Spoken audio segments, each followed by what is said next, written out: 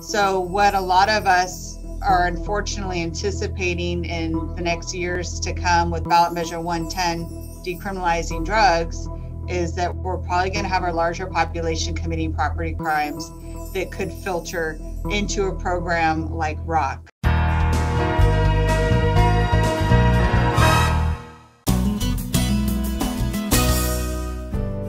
Every 2 years, Jackson County re-ups its application for grant funding for treatment courts. At this month's local Public Safety Coordinating Council meeting, representatives gave a presentation on the Recovery Opportunity Court Program Grant in order to receive a letter of support from meeting attendees before submitting their application. So every 2 years, we re-up our application as a county for treatment courts. And what the treatment court grantors ask of us, that's the Criminal Justice Commission up in Salem, is that we basically make an approval of whatever application goes up, goes up to them. So as a body, we are asked to give a letter of support.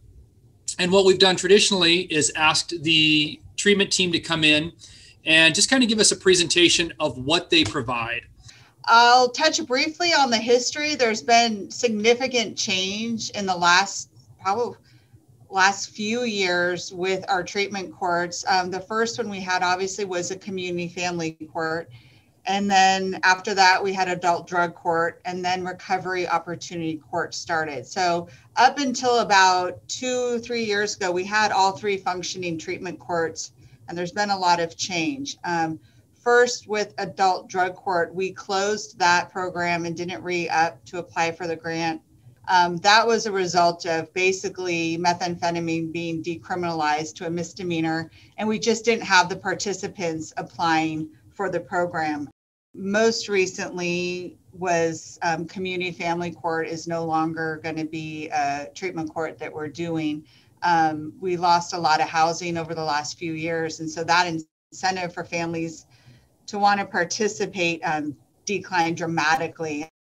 ROC, which stands for Recovery Opportunity Court, is a result of a ballot measure 57, that was passed for property crimes. And so everyone in our program is looking at going to prison. So in lieu of prison, they come into ROC, they agree to probation for 3 years.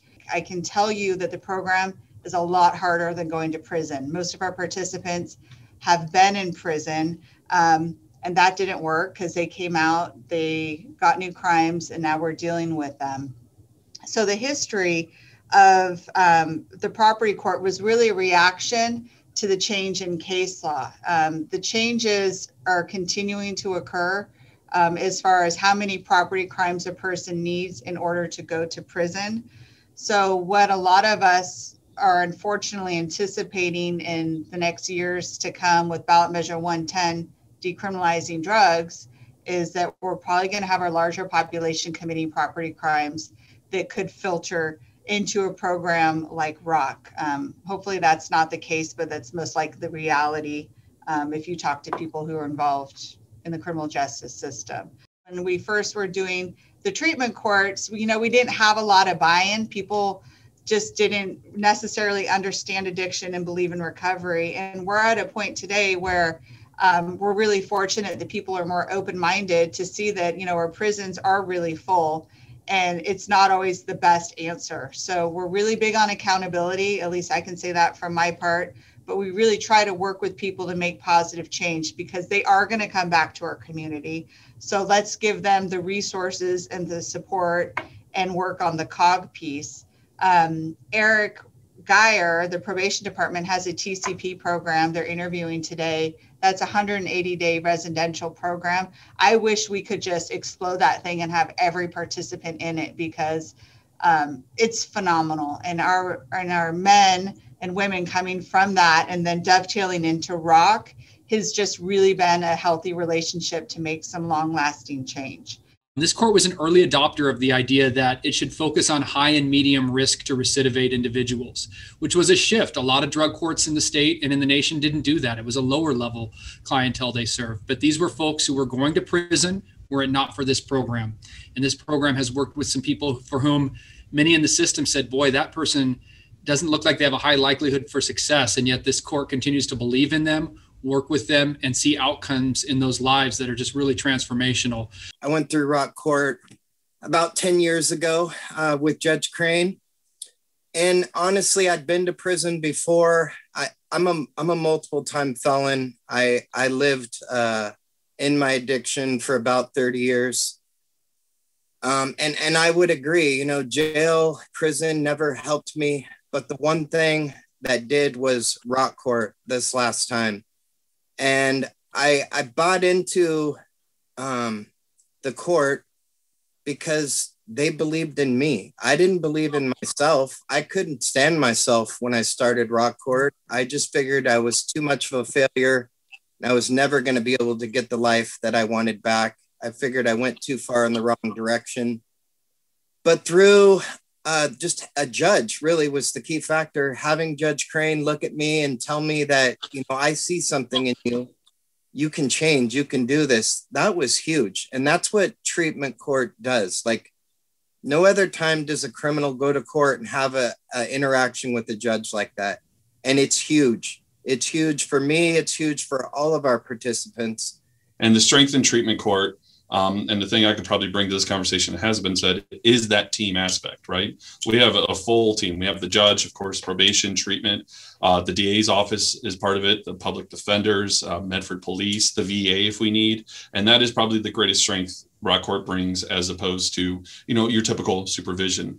There is no lag between connection. Luckily, we have a strong team, so we can openly share opinions and thoughts and learn from each other. We're well trained. We follow up with what the best practices and what they're changing. As we discussed, things are changing, and a court changes with it, with the ultimate goal of not just holding people accountable, because accountability is there, but not looking at these people as people that need to be held accountable only, but people who need help making better choices, right? I really believe in treatment courts. I've been part of treatment courts here for almost 14 years and think the model is highly successful for many, many people. And so I really hope to continue the great work that we're doing. I guess I'm getting ticketed as the guy who came up with Cadillac treatment model. I don't know if that's really something I made up, but I will say there are so many pieces to it that are important. And the district attorney's office and Beth Heckert being willing to give offers and build around this court and what this court can do. Doug Engel and the public defender being present all of the time to provide the supports and assurances necessary for the people who participate. There are a number of other treatment supports and employment supports and residential supports. Captain Aldrich is here from the jail, and the jail support when a sanction is needed so that a person can have a 15 or 30-day timeout rather than have to go to prison. That's really important, especially knowing how hard it is to get a jail bed, but their commitment has been one of the things that has made this possible. So it's a number of people that keep this Cadillac polished up and looking good and on the road. So it's not just one entity, although certainly many people have been a part of it. So in 2020, we were carrying an average of 55 clients within this program. There were 24 graduations, and of those 24 people, the total amount of prisons months they were looking at was 608 months. So if we didn't have this and they'd gone straight to prison, we would have charged the state of Oregon $2.5 million for the total of that prison time. And so over the next biennium, we anticipate running that 55-person clientele over those 2 years. And so the budget and the request that's going to go up to the Criminal Justice Commission accounts for $536,000 over 2 years. So it's a biennial request. That breaks out to $37,000 to community justice for the administration and oversight, $281,856 to the courts for the treatment court coordinator position. The ARC receives $203,747 over the 2 years for treatment supports and services, including peer supports.